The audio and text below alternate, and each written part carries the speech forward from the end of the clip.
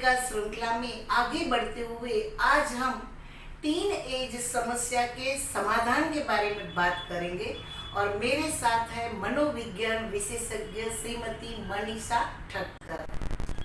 Manisha ben, caring for KG to PG में आपका हार्दिक स्वागत है। मनीषा बेन, लास्ट वीडियो में हमने देखा कि टीन एज में बहुत सी समस्याएं आती है, तो उस वक्त पेरेंट्स को क्या करना चाहिए, क्योंकि पेरेंट्स का रोल यहाँ बहुत इम्पोर्टेंट है। तो पेरेंट्स क्या करें? Right. So hi, lovely parents there who is taking out time and watching this video. So teenage के parents हैं, चिंता में definitely रहेंगे, सभी लोग रहते हैं और yes, it is a very delicate age. और ये एज ऐसी है जहाँ पे मैच्योरिटी क्या होती है उससे लोग बहुत अनजान होते हैं। और आपने भी वो एज देखी है, मैंने भी देखी है, तो हमने बहुत टाइम वेस्ट किया है, कितने सारे फ्रेंड्स बनाए हैं और उनके पीछे कितने सारे इमोशंस हमने वेस्ट किए हैं। सो जैसे हमने समस्याएं देखी कि एक एक चीज़ें जो होती है टीनेज में, सो एक के बाद एक चीज़ हम लोग लेते हैं। जैसे कि फर्स्ट इज हार्मोनल चेंजेस। जब भी first time a girl is getting her charms या फिर a boy is getting the hair all over the body, तो जब भी ये मूड स्विंग्स होते हैं तो वो लोग बहुत बेचैन हो जाते हैं, बहुत सारे क्वेश्चंस होते हैं उनको, they are exploring the world, उनको अट्रैक्शंस होना शुरू होता है अपोजिट सेक्स के तरफ। और बच्चे बहुत सारे वीडियोस देखते हैं, टीवी देखते हैं और जानने की कोशिश करते हैं बेसिकली सारी चीज़ों को। तो I would invite all the parents to take the charge of educating their child before they get into this state. यानी कि फर्स्ट टाइम जब भी पीरियड्स आते हैं तो डर जाते हैं बच्चे और उनको लगता है कोई बीमारी है। So it is very important that a mother should explain the daughter before it happens that it is something very natural and it happens to everyone. तो फिर जब भी वो स्टेट आता है तभी वो पैनिक नहीं हो जाता है बच्चा। So this is the thing where parents are suppose to take the charge.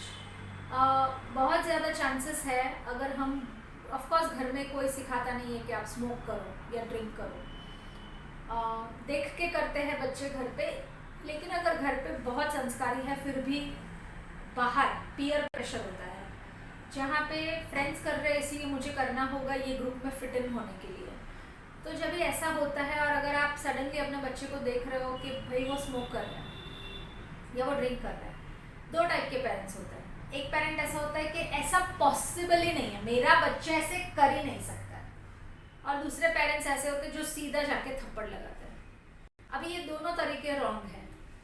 ऐसा ज़रूरी नहीं है कि आपका बच्चा ये नहीं कर सकता है बिकॉज आपने ये सब नहीं किया है और घर पे नहीं सिखाया है, वो कुछ भी कर सकता है फर्स्ट थिंग।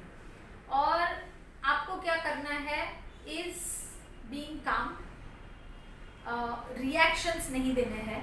रिएक्शन देना यानी कि एक थप्पड़ लगाना या गुस्सा करना या रोना कि ऐसे कैसे हो सकता है मेरे साथ, मेरा बच्चा ऐसे कैसे कर सकता है। आपको प्रिपेयर्ड रहना होगा। यू नो ये एज जो है ना 13 से 19, उसमें कंट्रोल आपका छूट जाता है। जन्म से लेके अब तक आपने बच्चे को कंट्रोल किया है, आपने जो खाना दिया है वो बच्चे ने खाया है, लेकिन अभी उसकी चॉइसेस है क्योंकि वो अलग अलग जगह पे जाता है, अलग अलग लोगों से मिलता है, अलग अलग टेस्ट डेवलप्ड होते हैं, अलग अलग इंटरेस्ट डेवलप होते हैं और ये पेरेंट्स एक्सेप्ट नहीं कर पाते हैं। So first thing what you should do is acceptance. Okay, you have to accept that आप जैसा चाहते हो वैसा नहीं होगा।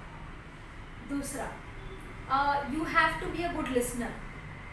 मैंने 99% पेरेंट्स को देखा हुआ है कि they are not a good listener but they are a lecturer, कि मैंने ये ऐसे हुआ था, मेरी लाइफ में ऐसे प्रॉब्लम हो गए, तुमको समझ में नहीं आता, हमने दिवाली तुमसे ज़्यादा देखी है, बहुत दुनिया देखी है। ये कॉमन डायलॉग्स है टीनेज के पेरेंट्स का, ये एक पैटर्न है।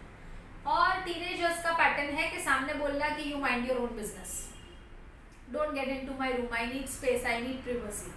तो आपको उनकी प्राइवेसी को रिस्पेक्ट करना है, आपको उनको स्पेस देना है, आपको उनको एम्पथाइज करना है, आपको उनको ये फील करवाना है कि यू आर राइट। जब भी आप सपोज एक बच्चा स्मोक करके आया और आपने देखा, तो आपका रिएक्शन होगा oh my god how is it possible. वो oh my god secretive reaction आप रखो, लेकिन उसके सामने जाके बोलो हाय इट्स ओके मैंने भी किया है टीनेज में, ऐसे करके निकल जाओ। तब भी रिएक्शन देना, तब भी एडवाइस देना, लेक्चर देना, इट्स नॉट गोना वर्क। मांगने से कुछ नहीं मिलता। अगर आप मांगोगे रिस्पेक्ट, अगर आप मांगोगे कि आपकी बात माने, तो ये नहीं पॉसिबल है, सिर्फ देने से मिलेगा। If you respect your child, if you respect the privacy of your child, the child is going to respect you back. लेकिन if you are hounding, I'm not telling you are hounding, but this is a word that your child will feel, that you are hounding, you are behind their life. और ये rebellious age है, क्योंकि ये होना ही है, क्योंकि कोई उड़ना चाहता है और हमसे वो बर्दाश्त नहीं होगा। ये एज जो है ना वो ब्यूटीफुल एज है, लेकिन बहुत ज़्यादा डिफ़िकल्ट एज है बच्चे के लिए भी और पेरेंट के लिए भी, क्योंकि हम जानते हैं कि ये सारी चीज़ें करने से उसका नुकसान होगा, लेकिन हम कुछ नहीं कर सकते और झगड़ा बहुत होता है। 1.5 साल का बच्चा चलना शुरू करता है, 10 बार गिरता है, उसके बाद वो कॉन्फिडेंस आने के बाद भागता है। लेकिन ये सबसे बड़ी प्रॉब्लम है कि हर एज में इंसान को जो करना है वो नहीं करता है। वैसे ही जैसे टीनेज बच्चा, उसको पढ़ाई करनी चाहिए, लेकिन वो गर्लफ्रेंड बॉयफ्रेंड्स बनाता है, ब्रेकअप करता है, ब्रेकअप के कम्प्लीटली वो डिप्रेशन में चला जाता है, वो बच्चा सुसाइडल हो जाता है। ये टाइम पे पेरेंट्स को क्या करना है? ये टाइम पे पेरेंट्स को सिर्फ समझना है। इट्स नॉट पॉसिबल कि आप एडवाइस दो और वो मान जाए। इट्स नॉट पॉसिबल कि आप लेक्चर दो और वो सुने। It is not possible.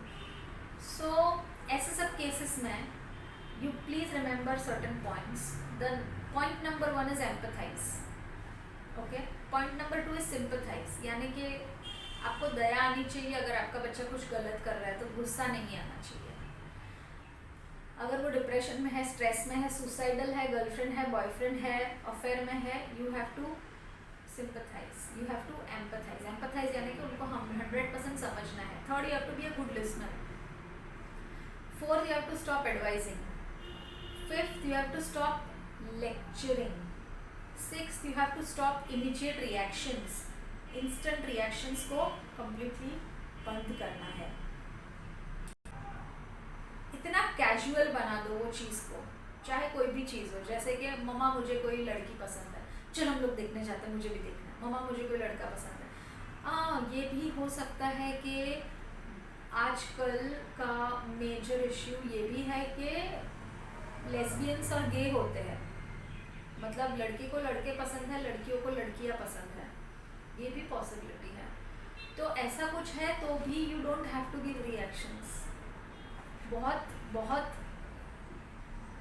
बड़ा दिल रखना पड़ता है खुश रहने के लिए, वरना दुखी रहोगे, झगड़े करते रहोगे, टेंशन में रहोगे। I met somebody who has changed the gender completely. उसने बोला कि that fellow said that I feel that I am a man, लेकिन वो लड़की का बॉडी था। और उसके पेरेंट्स ने बोला कि तू खुश है ना, we will do the surgery. तो ऑलमोस्ट 85 लाख रुपीज़ स्पेंड करके उसकी पूरी सर्जरी करवाई, बिकॉज उसके पेरेंट्स को इतना ही चाहिए था कि वो बच्चा खुश रहे। तो वो लेवल तक कूल रहना पड़ेगा। वो लेवल तक अगर आप कूल रहते हो तो बच्चे छुपा के कुछ नहीं करेंगे, आपको सारी चीज़ें बताएंगे, आपके साथ सारे प्रॉब्लम शेयर करेंगे, आपको सुनेंगे, आपको ऐसे फ्रेंड मानेंगे। बच्चों को फ्रेंड्स की ज़रूरत इसीलिए पड़ती है क्योंकि वो अपनी सीक्रेट्स अपने पेरेंट्स को नहीं बता सकते, और पेरेंट्स को ऐसा लगता है कि मुझे सब पता है। सॉरी, आपको 10% ही पता है। सो पहले आप एक फ्रेंड जोन में भी चले जाओ और थोड़े काम डाउन हो जाओ। But at last I want to tell you, be a cool parent, share the secret, be friends with them, don't react, don't lecture, don't advise, just be a good listener, sympathize, empathize, love, heal, and give lot of good vibes to your child. Thank you so much. Manisha भाई, बहुत से parents को आपने किस तरह से बच्चों के साथ रहना है ये बहुत अच्छे से समझाया। मुझे लगता है कि इतना अगर पेरेंट्स मन पे ले ले और उस तरह से काम करे तो अपने प्रॉब्लम्स कम कर सकते हैं। Yes, क्योंकि दुखी होने से स्ट्रेस आप ले ही रहे हो, स्ट्रेस लेने से अगर कुछ सोल्यूशन है तो फिर लो, लेकिन नहीं है तो please be a cool parent. नहीं, फिर भी बहुत सारी जानकारी आपने दी, इतना टाइम दिया, इसलिए आपका धन्यवाद। Thank you everyone. मेरे चैनल की वीडियो पसंद पड़े तो लाइक करें, शेयर करें, ताकि अन्य स्टूडेंट और पेरेंट्स भी लाभान्वित हो सके। बेल आइकन दबाकर मेरे चैनल को सब्सक्राइब करें ताकि नेक्स्ट वीडियो में आप तक पहुंचा सकूं। धन्यवाद। जय श्री कृष्ण।